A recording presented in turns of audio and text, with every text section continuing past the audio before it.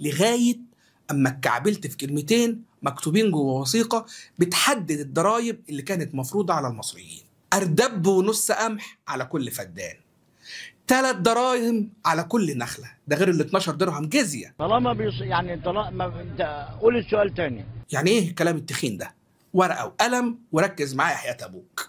لو جدك الحزين على عمره كان عنده 3 فدادين قمح، زرعهم وسقاهم وطفح الدم فيهم لحد ما حصدهم، محصوله هيطلع حوالي 1000 كيلو قمح. الله، حلو قوي ده. اصبر بس وكمل تركيز. المأمون أبو قلب هايج على بلبل بيغني بياخد من ال1000 كيلو 750 كيلو، وجدك الحزين على عمره هو وعياله يروقوا على نفسهم طول السنة ب 350 كيلو بس.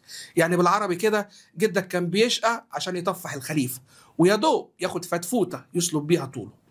يعني النصبايا دي كانت معمولة بطريقة انه لو معاك فلوس او ما معاكش مش هتعرف تسدد. ليه؟ لان ساعتها كانت عينيهم على ارض جدك، فالغلبان يضرب تفليسة ويصادروا القيراطين اللي حيلته ويرجع يشتغل خدام في ملكه. وده كلام مبني على تحليل اقتصادي عمله استاذ اقتصاد في جامعة اوكسفورد اسمه كريس ويكهام.